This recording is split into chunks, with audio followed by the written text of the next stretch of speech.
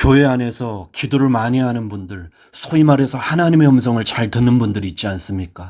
이분들이 하나님의 음성을 듣는 것까진 좋은데 그 이상을 넘어서서 자기가 받은 응답의 내용을 지도자에게 찾아가 함부로 나누거나 그 지도자의 목회 사역을 조정하라는 모습을 보일 때가 있습니다. 이것은 굉장히 잘못된 것이고 무례한 행동이에요.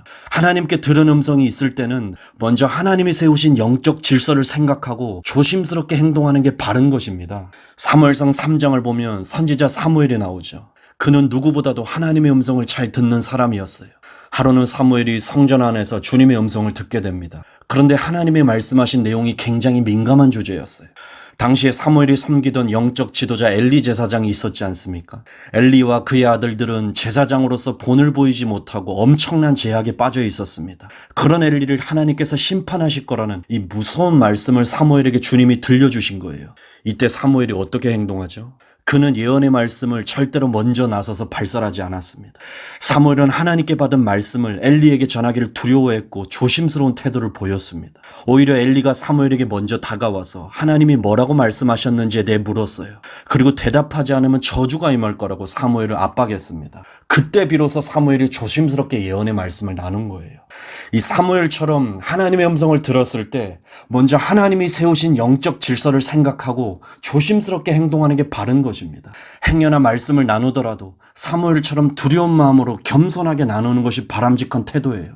고린도전서 14장에서 말하는 것처럼 하나님은 무질서의 하나님이 아니라 질서의 하나님이시기 때문에 모든 것을 질서 안에서 행동하는 게 바른 것입니다. 자기가 받은 응답의 내용을 함부로 지도자에게 전하거나 그 지도자의 목회 사역을 조정하라는 것은 굉장히 무례한 것입니다. 그것은 하나님이 세우신 영적 질서를 무너뜨리는 무질서한 행동이에요. 자기가 그 리더보다 더 높은 위치에서 명령하겠다는 교만한 태도예요. 저는 지금 음성 듣는 것 자체를 부정하는 것이 아닙니다. 당연히 우리가 기도하다 보면 주님이 우리에게 말씀을 주시죠. 문제는 그걸 막무가내로 전하거나 무질서하게 발선하는 것이 잘못되었다는 것입니다.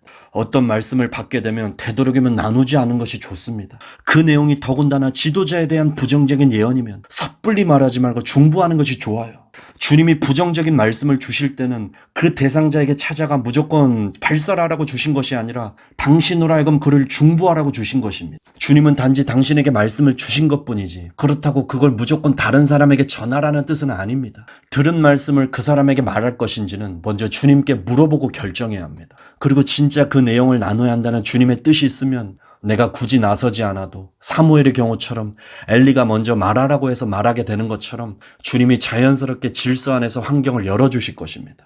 여러분, 하나님의 음성을 들었다면 여러분이 받은 응답의 내용을 지도자에게 찾아가서 막무가내로 말하는 이런 무례한 행동을 하지 마시기 바랍니다. 하나님의 음성을 들었을 때 무엇보다도 먼저 하나님이 세우신 영적 질서를 생각하고 조심스럽게 행동하는 사람들이 되길 바랍니다.